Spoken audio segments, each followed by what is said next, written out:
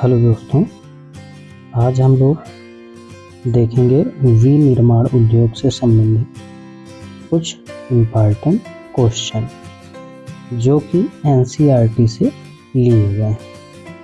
तो चलिए देखते हैं हम लोग। पहला क्वेश्चन कह रहा है, कौन सा क्षेत्र रोजगार उपलब्ध करवाकर कृषि पर निर्भरता को कम करता है? तो पहला ऑप्शन है प्राथमिक क्षेत्र, दूसरा है द्वितीयक क्षेत्र, तीसरा है तृतीयक क्षेत्र और चौथा है ए और बी दोनों। तो इसमें प्राथमिक और द्वितीयक क्षेत्र हो जाएगा जो कि कृषि पर से निर्भरता को कम करता है, यानी डी ऑप्शन सही हो जाएगा। अगला क्वेश्चन है, भूमिका के आधार पर उद्योगों को कितने भागों में बांटा गया है? पहला ऑप्शन है आधारभूत उद्योग, दूसरा है उपभोक्ता उद्योग और सी नंबर है ए और बी दोनों और डी है इनमें से कोई नहीं। तो ये हो जाएगा आपका सी ऑप्शन ए और बी दोनों, यानी इसमें आधारभूत उद्योग और उपभोक्ता उद्योग दोनों शामिल। अगला क्वेश्चन कह रहा है, स्वामित्व के आधार पर उद्योगों को कितने भागों में बांटा गया? पहला ऑप्शन है सार्वजनिक क्षेत्र, निजी क्षेत्र दूसरा है, तीसरा है संयुक्त क्षेत्र और चौथा है सहकारी क्षेत्र और लास्ट में है ये ऑप्शन जो कि ये सभी, यानी ये सभी हो जाएंगे। पहला ऑप्शन आपका सार्वजनिक क्षेत्र, निजी क्षेत्र, संयुक्त क्षेत्र और सहकारी क्षेत्र। तो ये सभी जो है आ जाएंगे स्वामित्व के आधार पर उद्योगों को 4 भागों में बांटा गया है। अगला क्वेश्चन कह रहा है, निम्नलिखित में से आधारभूत उद्योग कौन सा है? तो आधारभूत उद्योग पहला ऑप्शन आपका लोहा तथा इस्पात उद्योग, कपड़ा उद्योग, कृषि उद्योग और इनमें से कोई नहीं। तो ये हो जाएगा पहला ऑप्शन लोहा तथा इस्पात उद्योग, जिसे आधारभूत उद्योग कहेंगे। अगला क्वेश्चन कह रहा है, सार्वजनिक क्षेत्र के अंतर्गत आने वाले कौन कौन से उद्योग हैं? तो भेल, भारत हैवी इलेक्ट्रॉनिक लिमिटेड और सेल बी नंबर है, यानी steel authority of India limited. तो इसमें से सी ऑप्शन सही हो जाएगा, जिसमें ए और बी दोनों दिए गए हैं। अगला क्वेश्चन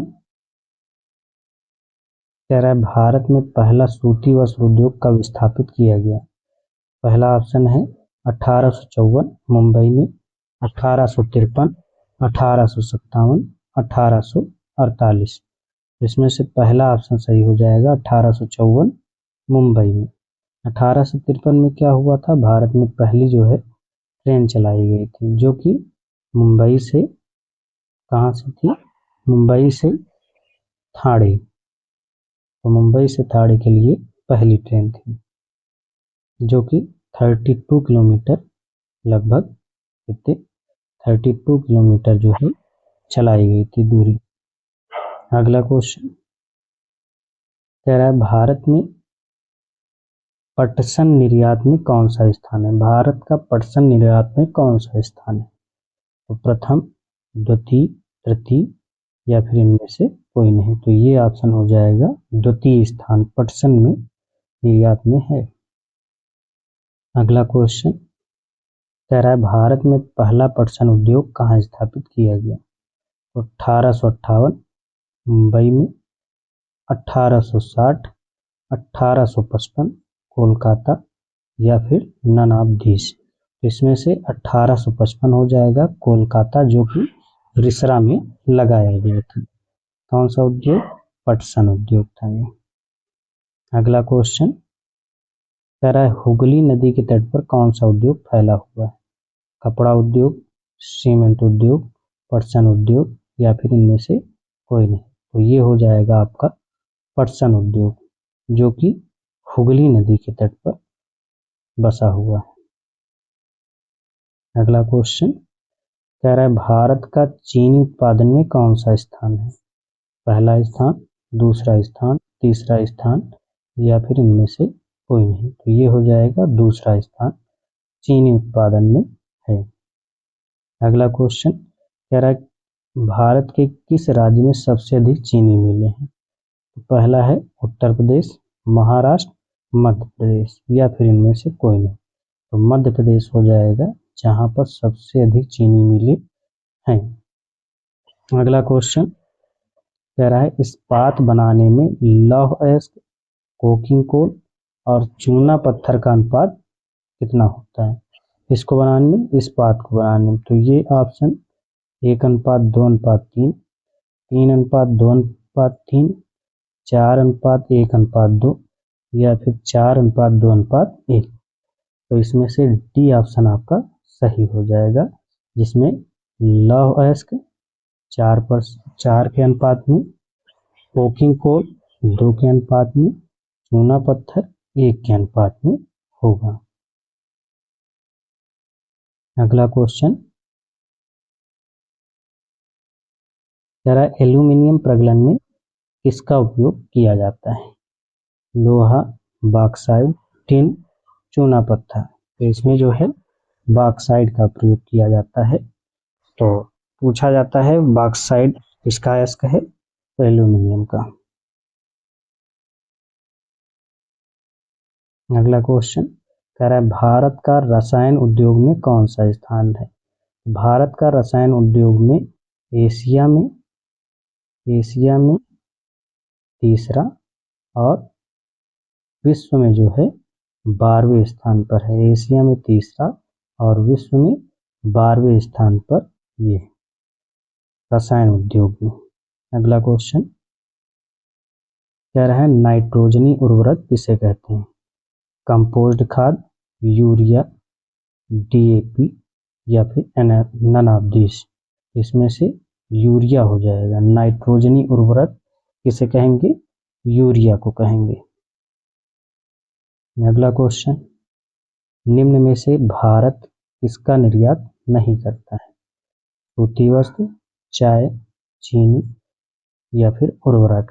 तो इसमें से डी ऑप्शन सही हो जाएगा, उर्वरक। भारत जो है उर्वरक का निर्यात जो है नहीं करता है। अगला क्वेश्चन कह रहा है सीमेंट उत्पादन में कच्चे माल के रूप में प्रयुक्त होने वाला पदार्थ कौन सा है? चूना पत्थर, सिलिका, जिप्सम या फिर ये सभी। तो ये ऑप्शन आपका ई नंबर सही हो जाएगा, ये सभी। सीमेंट उत्पादन में चूना, पत्थर, सिलिका, जिप्सम ये सभी चीजें लगेंगी जो कि कच्चे माल के रूप में प्रयुक्त होंगी। अगला क्वेश्चन कह रहा है भारत की इलेक्ट्रॉनिक राजधानी किसे कहते हैं? उत्तर प्रदेश, मुंबई, बेंगलुरु, मध्य प्रदेश। तो किसे कहेंगे? बेंगलुरु को कहेंगे, जो कि भारत की इलेक्ट्रॉनिक राजधानी के नाम से जाना जाता है। अगला क्वेश्चन कह रहा है हार्डवेयर तथा सॉफ्टवेयर किस उद्योग के अंतर्गत आते हैं? पहला है इलेक्ट्रॉनिक उद्योग, कपड़ा उद्योग, रसायन उद्योग या फिर नन ऑफ दिस। इसमें हो जाएगा इलेक्ट्रॉनिक उद्योग, जो कि हार्डवेयर तथा सॉफ्टवेयर उद्योग के अंतर्गत आते हैं। अगला क्वेश्चन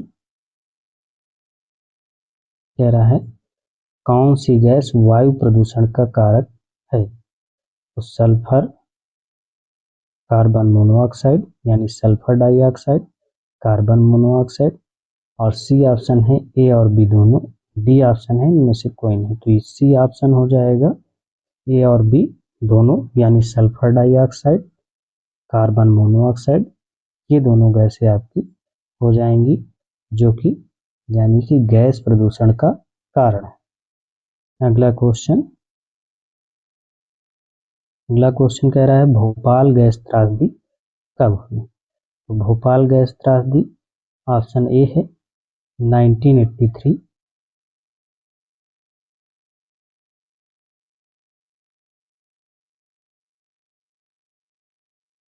1983, 1985, 1980 1984। तो भोपाल गृह त्रासदी 1984 यानी 1984 में हुई, जो कि 2 से 3 दिसंबर 1984 की रात को मिक गैस के रिसाव के कारण हुई थी, जो कि मिक गैस का फुल फॉर्म होगा मिथाइल आइसोसाइनाइड। ये इम्पॉर्टेंट है, मिथाइल आइसोसाइनाइड इसका फुल फॉर्म। अगला क्वेश्चन कह रहा है फ्लाई ऐश क्या है। फ्लाई ऐश हवाई जहाज से निकलने वाला धुआं, कोयले के प्रयोग से के बाद बची हुई राख, इलेक्ट्रॉनिक कचरा या फिर इनमें से सभी। तो बी ऑप्शन हो जाएगा, कोयले के प्रयोग के बाद बची हुई राख। तो ये ऑप्शन सही हो जाएगा, जिसे फ्लाई ऐश कहेंगे। अगला क्वेश्चन कह रहा है वह कौन सा प्रदूषण है जिसमें खिन्नता तथा उत्तेजना बढ़ती है। तो वायु प्रदूषण पहला ऑप्शन है, दूसरा ऑप्शन ध्वनि प्रदूषण, तीसरा जल प्रदूषण और चौथा इनमें से कोई नहीं। तो बी नंबर हो जाएगा ध्वनि प्रदूषण। यानी कह रहा है वह कौन सा प्रदूषण है जिसमें खिन्नता तथा उत्तेजना बढ़ती है। तो ये हो जाएगा ध्वनि प्रदूषण। अगला क्वेश्चन कह रहा है कारखानों द्वारा निष्कर्षित 1 लीटर अपशिष्ट से कितना जल प्रदूषित होता है। 1 लीटर अपशिष्ट से कितना जल प्रदूषित होता है। तो इसमें से पहला ऑप्शन 4 गुना, दूसरा ऑप्शन 10 गुना, तीसरा ऑप्शन 2 गुना, चौथा ऑप्शन 8 गुना। तो ये 8 गुना आपका सही हो जाएगा, यानी 1 लीटर अपशिष्ट से 8 लीटर जो है दूषित होता है जल। अगला क्वेश्चन कह रहा है गैसीय प्रदूषण यानी चिमनियों द्वारा को कम करने के लिए किसका उपयोग किया जाता है। तो कह रहा है गैसीय प्रदूषण को कम करने के लिए किसका प्रयोग करना चाहिए। तो इलेक्ट्रॉनिक अवक्षेपण, स्क्रबर, और इसमें से सी ऑप्शन था जो कि अगले पेज में चला गया है। कह रहा है कि यानी ए और बी दोनों या इनमें से कोई नहीं। तो ए और बी दोनों हो जाएगा, जो कि आपका है इलेक्ट्रोस्टैटिक अवक्षेपण और स्क्रबर। यानी गैसीय प्रदूषण को कम करने के लिए इलेक्ट्रिक अवक्षेपण, इलेक्ट्रोस्टैटिक अवक्षेपण तथा स्क्रबर का प्रयोग करना चाहिए। अगला क्वेश्चन कह रहा है ध्वनि संयंत्रों में साइलेंसर क्यों लगाए जाते हैं। पहला ऑप्शन है ध्वनि को कम करने के लिए, ध्वनि को सुरीला बनाने के लिए, सी ऑप्शन है ए और बी दोनों या फिर इनमें से कोई नहीं। तो ध्वनि को कम करने के लिए साइलेंसर का प्रयोग किया जाता है। अगला क्वेश्चन कह रहा है आईएसओ प्रमाण पत्र किस लिए दिया जाता है।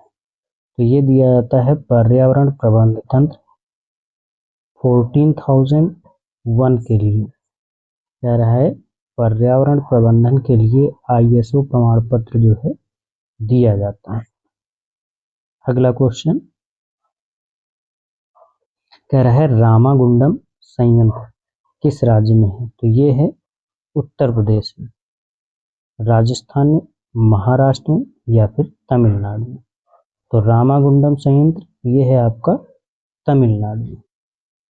अगला क्वेश्चन तो अब जो है आपका आ जाएगा मैप से संबंधित कुछ क्वेश्चन। तो चलिए देखते हैं हम लोग मैप। तो ये आ गया है वस्त्र उद्योग। तो इसमें से कुछ इम्पॉर्टेंट जो वस्त्र उद्योग हैं उनके बारे में हम लोग देखेंगे।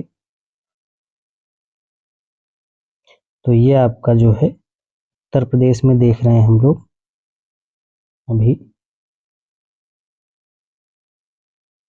क्योंकि सबसे पहले हम लोग देखेंगे ऊनी वस्त्र उद्योग, जो कि रेड कलर से दिखाया गया। तो चलिए ऊनी वस्त्र उद्योग देखते हैं उत्तर प्रदेश में। तो उत्तर प्रदेश में हम लोग देखेंगे, इसको बड़ा कर लेते हैं।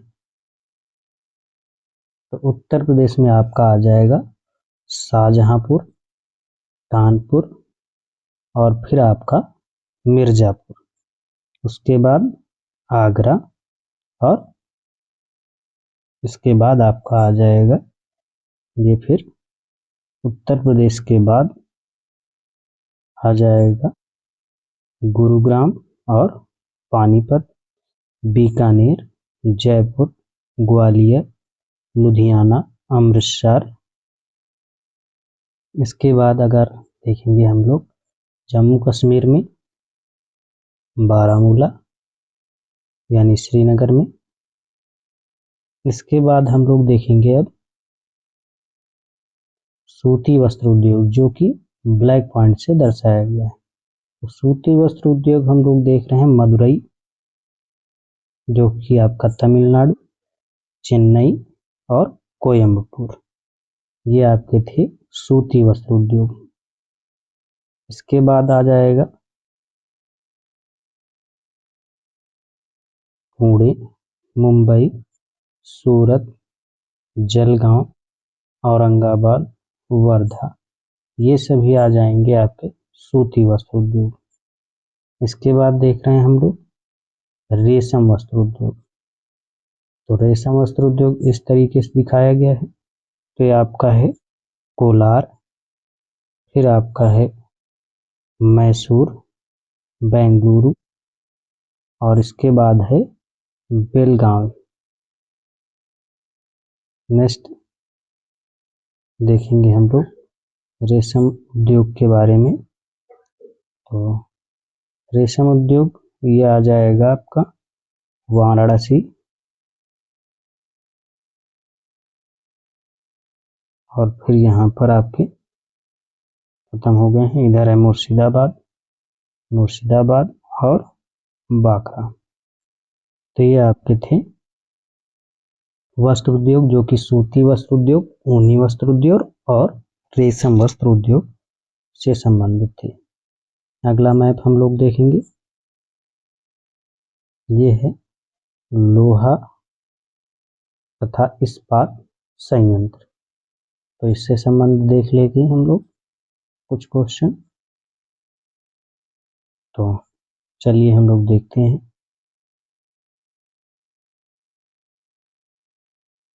ये आपका आ जाएगा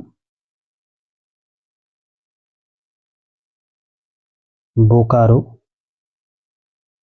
जो कि आपका झारखंड में है। उसके बाद है जमशेदपुर, ये भी आपका झारखंड में है। और ये आपका जो है फिर देखेंगे हम लोग